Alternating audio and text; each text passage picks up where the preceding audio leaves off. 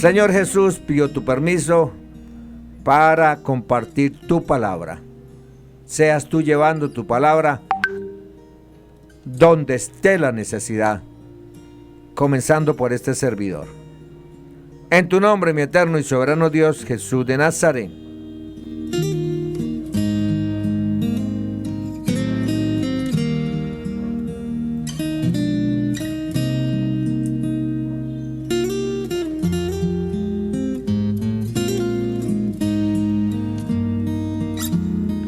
Ezequiel 10.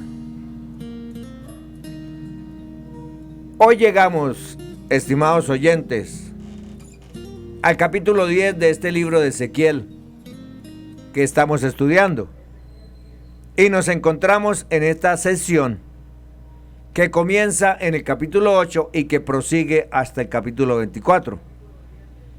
En este capítulo 10 continúa la visión de la partida de la gloria del Señor. Ya hemos visto en los capítulos 8 y 9 que este profeta Ezequiel fue arrebatado y llevado, creemos de forma sobrenatural, a la ciudad de Jerusalén para observar la situación y así poder regresar e informar a la mayor parte del pueblo de Israel la situación a los que estaban en cautiverio. Los falsos profetas les estaban diciendo que todo estaba bien. El diablo siempre dice que todo estaba bien. Sigan pecando, que eso todo está bien. Que todo estaba bien en Jerusalén y que ellos podrían regresar pronto a su ciudad. Él debía decirle la verdad y por qué Dios iba a destruir la ciudad. Entonces Ezequiel iba a pedir que el juicio de Dios cayera sobre ellos. Ya hemos visto en nuestro programa anterior, en el capítulo 8, que había suficiente prueba del pecado en la vida del pueblo en Jerusalén, porque Dios lo había puesto en evidencia para el profeta Ezequiel. Nosotros también necesitamos ver claramente el hecho, claro, que Dios juzga y castiga. Y esta es una de las evidencias que tenemos del Dios viviente.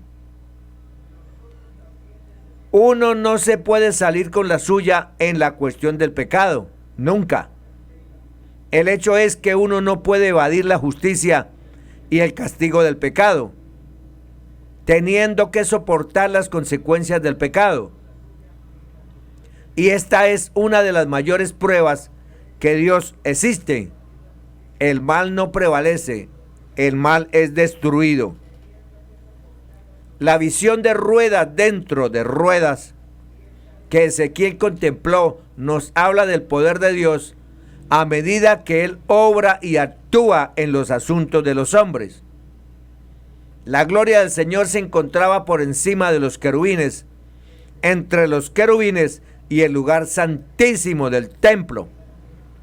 Esto nos habla de lo inconmensurable que es Dios y de su omnipresencia. La nación de Israel tuvo lo que ninguna otra nación tuvo y lo que de hecho la iglesia tiene hoy mayormente que Israel. Nos referimos a la presencia visible de Dios por medio de su Espíritu en medio de su pueblo y morando en nosotros los creyentes.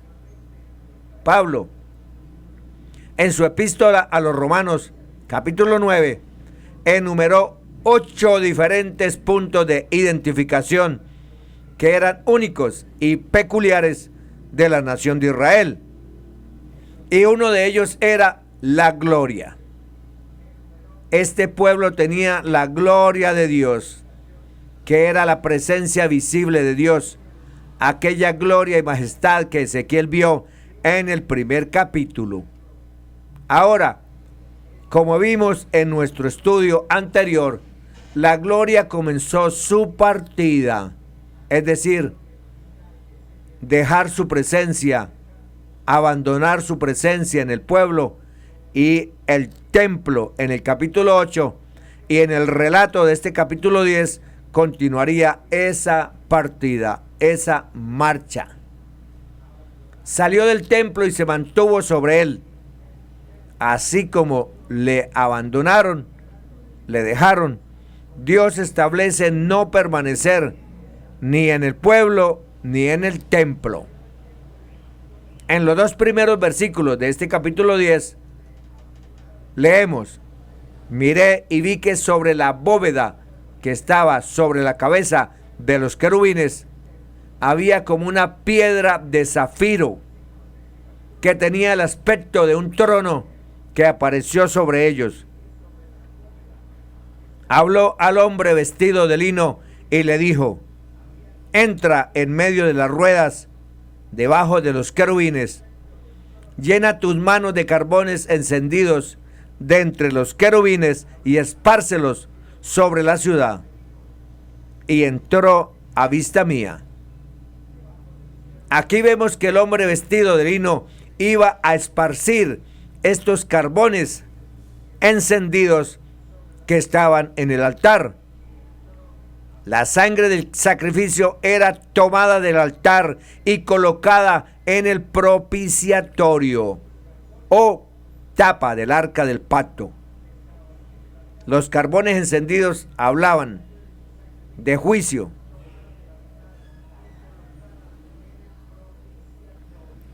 El pueblo había rechazado la gracia, la misericordia y la redención de Dios. Entonces, en ese caso debían soportar el juicio, el castigo. Amigo oyente, la humanidad se encontraba en la misma situación. No había ninguno bueno. Todos tendían al mal. Esto es tan sencillo como esa realidad escrita en el libro de Ezequiel. No se esperaba sino una horrenda expectación de juicio. Y eso es lo que estamos esperando, una horrenda expectación de juicio. Paz no llegará a este mundo. Pero en este caso de la gracia de Dios, Dios envió a su Hijo en propiciación del pecado, porque nos amó tanto al mundo. Te amó a ti y a mí. Como Él es santo, tuvo que pagar la pena, tuvo que pagar el castigo por su pecado y el mío. Y por este motivo tuvo que morir en la cruz del Calvario. Él es la propiciación. Él es el propiciatorio por nuestros pecados, como aquella tapa del arca del pacto, y no solo por nuestros pecados, sino por los pecados de todo el mundo. Hay un propiciatorio al cual usted puede venir, pero si lo rechaza, entonces el castigo de Dios caerá sobre usted. Cristo llevó su castigo, estimado amigo que me escucha, y esa es la única forma en que Dios le perdona, nos perdona. No es porque seamos buenas personas, nunca, nadie es bueno. O seamos bajos en cultura, o altos en cultura, no. Usted es un pecador perdido y en rebelión contra Él si no lo ha aceptado, si no lo acepta. Lo mejor que los cristianos podemos decir hoy es que somos pecadores salvos. No somos en absoluto personas superiores a nadie, no, señor. El Señor no hace acepción de personas. Ahora el juicio iba a caer sobre Jerusalén, ciudad que puede ser considerada el centro de la tierra. También será el centro del reino milenario y del reino eterno en esta tierra. Es el lugar más sensible del mundo en lo referente a tierras y edificios. Y alguien ha dicho lo siguiente: la tierra prometida llegó a ser el centro vital de la tierra en los días de Abraham. Más tarde el país llegó a ser el centro de la verdad debido a Moisés y a los profetas. Finalmente se convirtió en el centro de salvación por la manifestación de Cristo Jesús. Sin embargo, su rechazo al Mesías y al Evangelio hizo que llegara a ser el centro más tormentoso, y así ha continuado y continuará por muchos años. Las Sagradas Escrituras predicen que se convertirá en el centro de paz bajo el reino mesiánico y será el centro de gloria en un nuevo universo que aún no hemos experimentado. A través de esta visión de Ezequiel, estamos viendo el alejamiento de la gloria, de la presencia visible de Dios, de esa ciudad. Pero Dios tiene un propósito eterno en esa ciudad. Y en el versículo 4 del capítulo 10 de Ezequiel se nos dice: entonces la gloria del Señor se elevó de encima del querubín hacia el umbral de la puerta. La casa se llenó de la nube y el atrio se llenó del resplandor de la gloria del Señor. La gloria de Dios había estado confinada en el lugar santísimo, el lugar que indicaba el acercamiento de este pueblo a Dios. Sin embargo, en ese momento la gloria que estaba encima de los querubines dejó el lugar santo y se mantuvo sobre el templo, como esperando a que las personas regresaran a Dios. Y leemos en los versículos 5 hasta el 8 lo siguiente: y el estruendo de las alas de los querubines se oían hasta el atrio de afuera, como la voz del Dios omnipotente cuando habla. Aconteció pues que, al mandar al hombre vestido de lino, diciendo: toma fuego de entre las ruedas, de entre los querubines, él entró y se detuvo entre las ruedas. Un querubín extendió su mano de en medio de los querubines al fuego que estaba entre ellos, y tomó de él y lo puso en las manos del que estaba vestido de lino, el cual lo tomó y salió. Y apareció en los querubines la figura de una mano de hombre debajo de sus alas. Nuevamente, esta mano denotaba la obra de Dios al realizar ciertas cosas. En el Salmo 19, versículo 1, leemos: los cielos cuentan la gloria de Dios y el firmamento anuncia la obra de sus manos.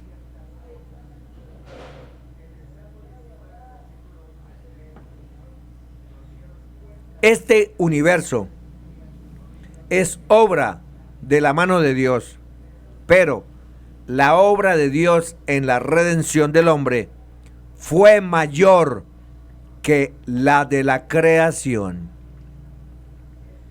Isaías dijo en el capítulo 53, versículo 1 de su profecía: ¿quién ha creído a nuestro anuncio y sobre quién se ha manifestado el brazo del Señor?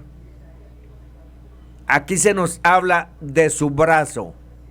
La única manera en que podemos entender la obra de Dios es usando términos con los cuales estamos familiarizados.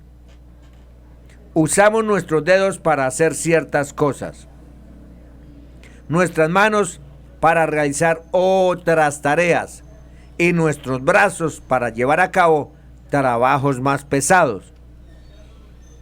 Bueno, la obra más grande que Dios ha hecho es la de realizar la obra maravillosa de amor de la redención, que se llevó a cabo en la cruz de Cristo.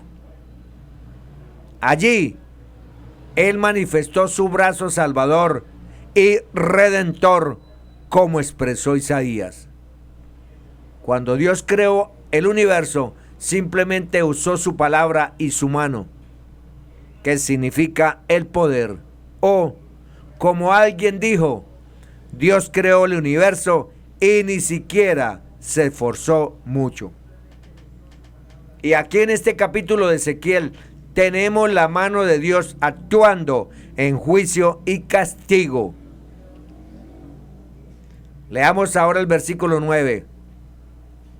Miré y vi 4 ruedas junto a los querubines, junto a cada querubín una rueda, y el aspecto de las ruedas era como de crisólito. Crisólito. Seguramente usted habrá observado una rueda cuando está girando, ¿cierto? Parece una luz relampagueante, como la de una piedra preciosa. Estas ruedas estaban girando en una actividad continua, incesante, y nos hablan del hecho que Dios está muy ocupado, está obrando. El Señor Jesucristo dijo en Juan 5:17, mi Padre hasta ahora trabajo y yo trabajo, refiriéndose a que Cristo y su Padre son uno. No son un propósito, ni 2 seres obrando, no, sino que el Padre es el que habla y hace las obras, confirmando que Cristo, según la carne, es Dios sobre todas las cosas, bendito por los siglos. Y el Señor ha estado muy ocupado obrando a favor nuestro desde que ascendió nuevamente al cielo. La ventaja que tenemos sobre el pueblo de Israel, contradictor y rebelde, es que mientras ellos todavía esperan al Mesías, porque no conocieron el tiempo de su visitación, nosotros tenemos a nuestro Señor como mediador, intercesor y abogado. Ahora los versículos 10 y 11 de este capítulo 10 de Ezequiel dicen: en cuanto a su apariencia, las 4 eran de una misma estructura, como si estuvieran una en medio de la otra. Cuando andaban, hacia los 4 frentes andaban. No se volvían cuando andaban, sino que al lugar a donde se volvía la primera, en pos de ella iban. No se volvían cuando andaban. Dios nunca tiene que regresar para recoger algo que se ha olvidado. No necesita desviarse de un lado a otro o tomar algún desvío, no. Él avanza directamente hacia el cumplimiento o realización de su propósito en el mundo. Ahora, en los versículos 12 al 14 de este capítulo 10 de Ezequiel, leemos: todo su cuerpo, sus espaldas, sus manos, sus alas y las ruedas, todo estaba lleno de ojos alrededor de sus 4 ruedas. A las ruedas, oyéndolo yo, se les gritaba: ¡rueda! Cada uno tenía 4 caras. La primera era un rostro de querubín, la segunda de hombre, la tercera era una cara de león y la cuarta una cara de águila. Nos damos cuenta que aquí se estaba hablando en sentido figurado y no queremos insistir en este punto, pero creemos que tenemos expuesto ante nosotros a los 4 seres vivientes descritos en el Apocalipsis y la figura del mensaje de los 4 evangelistas. En el rostro del águila está representada la deidad de Cristo, y ese sería el mensaje del evangelio de Juan. En el rostro del león se ilustra la realeza de Cristo, el león de la tribu de Judá, y ese sería el mensaje del evangelio de Mateo. En el rostro de hombre se representa la humanidad de Cristo, que es el mensaje del evangelio de Lucas. Finalmente, en el rostro de querubín, a veces es un buey o un becerro, como vemos en la visión de Apocalipsis 4. Vemos representado el servicio, el trabajo de un siervo que es el mensaje del Evangelio de Marcos. Él derramó su sangre para que usted y yo pudiéramos tener vida eterna. Él fue nuestro propiciatorio para nosotros. En el templo eran los querubines los que miraban hacia esa sangre del sacrificio que se encontraba en el propiciatorio. Ahora, en el versículo 15 leemos: se elevaron los querubines. Este es el ser viviente que vi en el río Quebar. Ezequiel se refirió aquí a la primera visión registrada en el capítulo 1. Leamos ahora el versículo 18 de este capítulo 10, que nos lleva a contemplar cómo la gloria se retiró del templo. Entonces la gloria del Señor se elevó de sobre el umbral de la casa y se puso sobre los querubines. Y dice el versículo 19: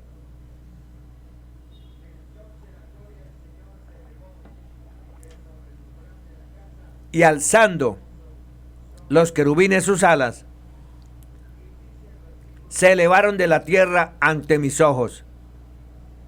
Cuando ellos salieron, también las ruedas se elevaron al lado de ellos y se detuvieron a la entrada de la puerta oriental de la casa del Señor. Y la gloria de Dios de Israel estaba por encima, sobre ellos. Aquí vemos que los querubines se elevaron y la gloria se desplazó, situándose en la puerta oriental. Y a continuación dicen los versículos 20 al 22: estos eran los mismos seres vivientes que vi debajo del Dios de Israel junto al río Quebar, y me di cuenta que eran querubines. Cada uno tenía 4 caras y cada uno 4 alas y figuras de manos humanas debajo de sus alas. La semejanza de sus rostros era la de los rostros que vi junto al río Quebar. Su misma apariencia y su ser, cada uno caminaba derecho hacia adelante. El carro celestial de Dios en marcha. En cuanto a las ruedas, a ellas se clamaba a oídos míos: ¡oh, rodaje! Ezequiel 10:13. En estos días en que hay elegantes aviones de propulsión, puede que los líderes del mundo crean que disfrutan de lo último en transporte eficaz, pero 2600 años atrás, Dios reveló que Él tiene un medio de transporte superlativo, uno que está mucho más allá de lo que haya visto o construido cualquier ser humano. Es un carro tremendamente maravilloso, grande y asombroso. ¿Parece acaso extraño que el creador del universo se transporte en un vehículo parecido a un carro nunca antes visto o construido? No, porque el vehículo celestial de Dios es muy diferente de todo vehículo concebido por el hombre pecador. En el capítulo 1 y 10 de la profecía de Ezequiel, se representa a Dios en un enorme carro celestial.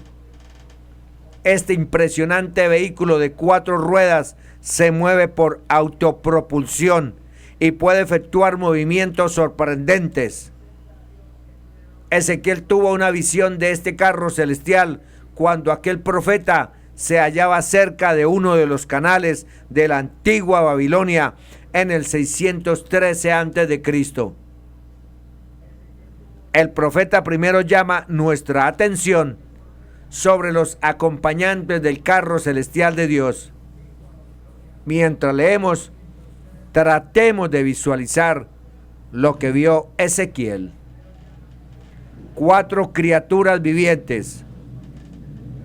Ezequiel informa: empecé a ver y miré Había un viento tempestuoso que venía del norte, una gran masa de nubes y fuego trémulo, y tenía un resplandor todo alrededor, y en medio de él había la semejanza de 4 criaturas vivientes.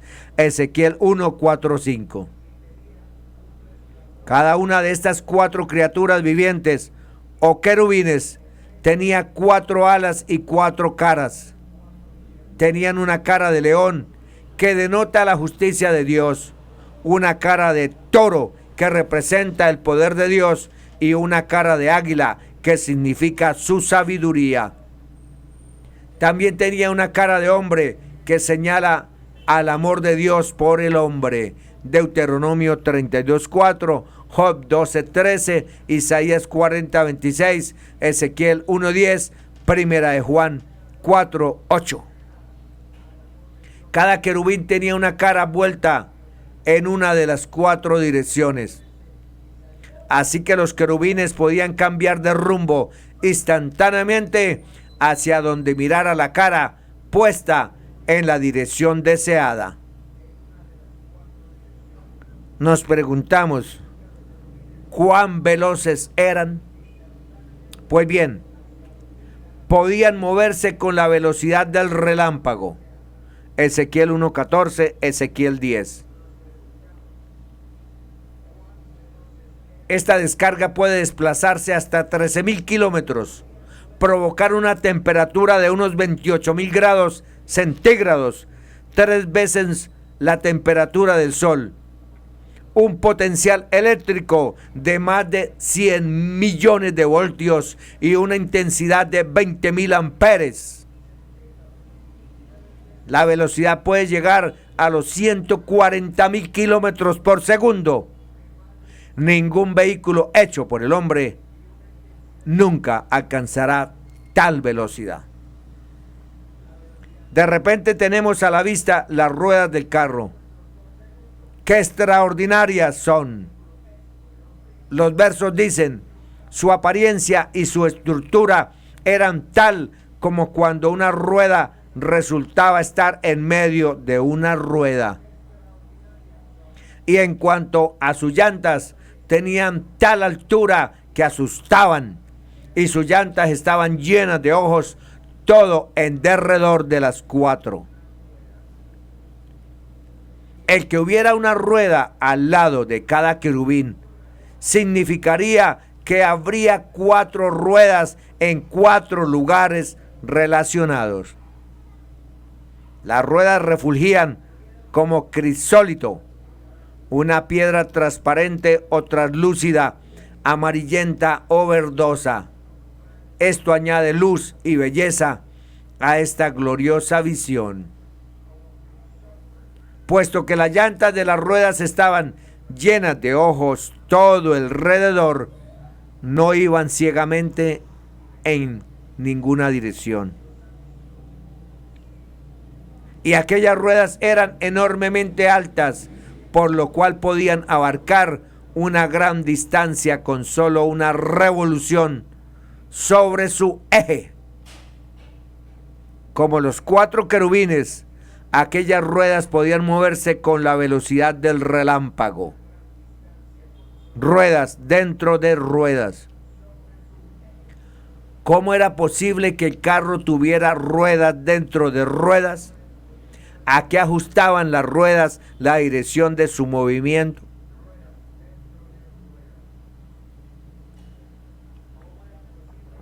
Había otro detalle extraordinario. Cada rueda tenía una rueda dentro, una del mismo diámetro y transversal a la rueda base.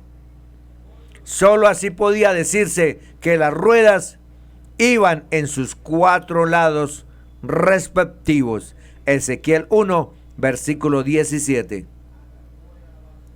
Las ruedas podían cambiar de dirección instantáneamente porque había un lado de las ruedas hacia cada dirección.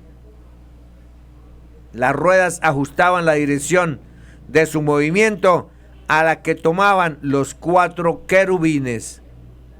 Sobre las 4 ruedas, la carrocería del carro de Dios podía transportarse sostenido invisiblemente, como lo hace una poderosa embarcación que, sostenida por un colchón de aire, se desliza rápidamente sobre el agua.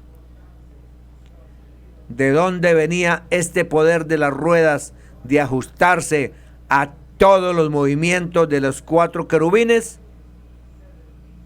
Del Espíritu Santo de Dios Todopoderoso. Ezequiel 1, versículo 20 dice: a donde quiera que el Espíritu se inclinaba a ir, ellas iban. El espíritu de la criatura viviente estaba en las ruedas. El mismo poder invisible de Dios que estaba en los querubines se hallaba en aquellas ruedas. Se hace referencia a las ruedas por el término rodaje. Ezequiel 10:13. Es patente que se les llama así por lo que hace cada rueda. Se mueve mediante rodar. El designar así esta parte del carro celestial destaca la velocidad con que se mueve este vehículo. Aunque sus ruedas se movían tan rápidamente, siempre podían ver el camino en que iban por la plenitud de ojos que tenían. Pero alcemos la mirada ahora y veamos que hay más arriba de estas 4 altísimas ruedas de rápido movimiento. Ezequiel 1, versículo 22 y el capítulo 10 de Ezequiel dice: y sobre las cabezas de las criaturas vivientes había la semejanza de una expansión, como el chispear de hielo sobrecogedor, extendida sobre sus cabezas por encima. La expansión, aunque sólida, era translúcida, como el chispear de hielo sobrecogedor. Chispeaba como miles de diamantes al dar el sol contra ellos. Sí, una vista muy, pero muy impresionante. Esto nos habla de la majestad de Dios Todopoderoso. Nos habla del trono y gobierno de Dios. El glorioso conductor del carro. ¿Qué descripción se da del trono y del que está sentado sobre él? ¿Qué denota el hecho de que el conductor del carro esté envuelto en gloria? Evidentemente, el carro se detiene para que su conductor hable a Ezequiel. Por encima de la expansión hay algo semejante a un trono con la apariencia del zafiro o de color azul intenso. Sobre el trono hay alguien cuya apariencia es como la de un hombre, pero este es celestial. La forma humana celestial era la mejor manera de ayudar a Ezequiel a comprender la manifestación divina. Pero aquella forma humana está envuelta en gloria, de modo que resplandece como el electro, una brillante aleación de plata y oro. ¡Qué refulgente belleza! Desde la cintura de esta forma semejante a la de un hombre, esta elegante gloria se extiende tanto hacia arriba como hacia abajo. Por tanto, toda aquella forma estaba rodeada de gloria. Esto indica que Dios es indescriptible, glorioso, y que puede acercarse al hombre en semejanza de hijo de hombre.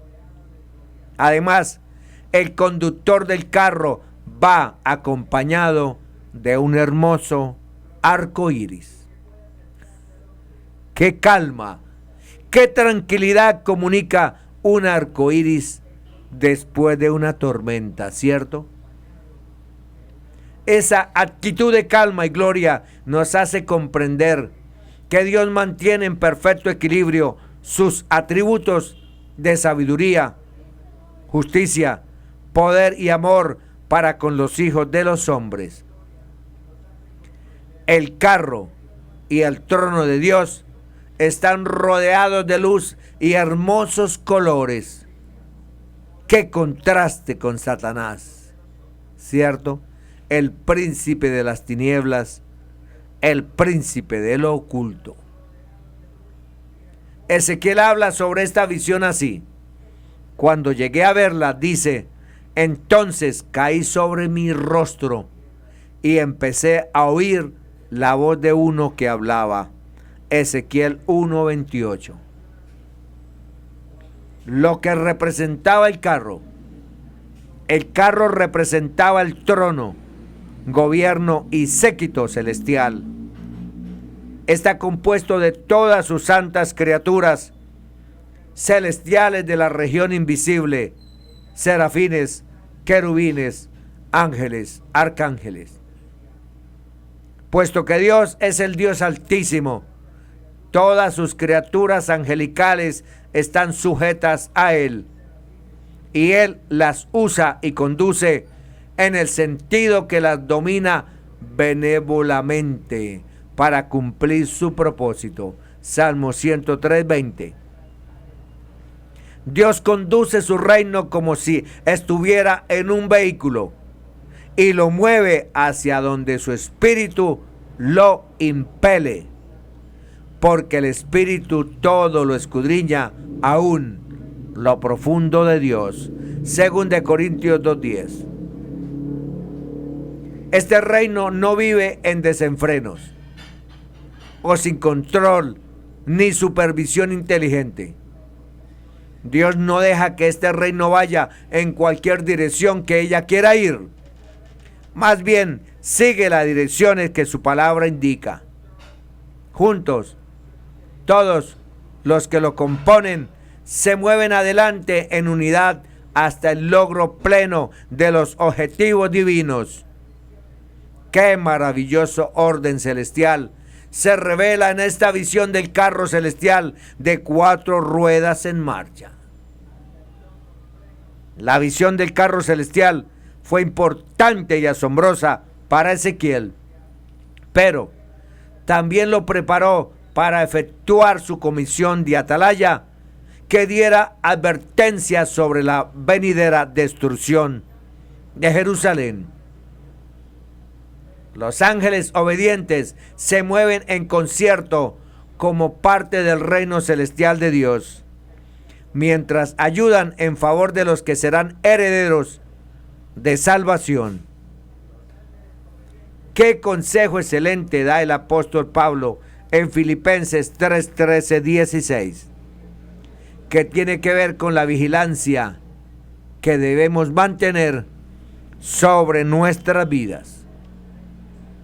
A este respecto, Pablo escribió: hermanos, todavía no me considero como si lo hubiera sido, pero hay una cosa en cuanto a ello, olvidando las cosas que quedan atrás y extendiéndome hacia adelante a las cosas más allá. Prosigo hacia la meta para el premio de la llamada a nuestra vocación por Dios mediante Cristo Jesús. Nosotros, pues, cuantos somos maduros, seamos de este mismo pensamiento. Y si ustedes se inclinan a pensar de otra manera, de otro modo, en sentido alguno, Dios les revelará la actitud mencionada. De todos modos, hasta donde hayamos progresado, sigamos andando ordenadamente en esta misma dirección tras el blanco. Filipenses 3:13-16. Aquí la palabra tras el blanco no significa una costumbre mala que uno deba abandonar.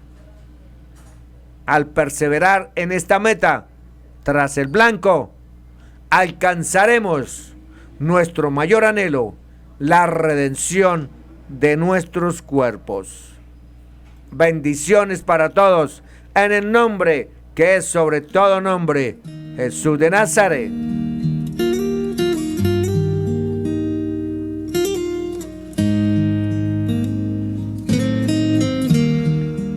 Gracias, mi eterno y soberano Dios, por darme permiso de compartir tu divina palabra. Gracias, Señor, por ese privilegio hermoso que me das. Bendito eres tú por los siglos de los siglos.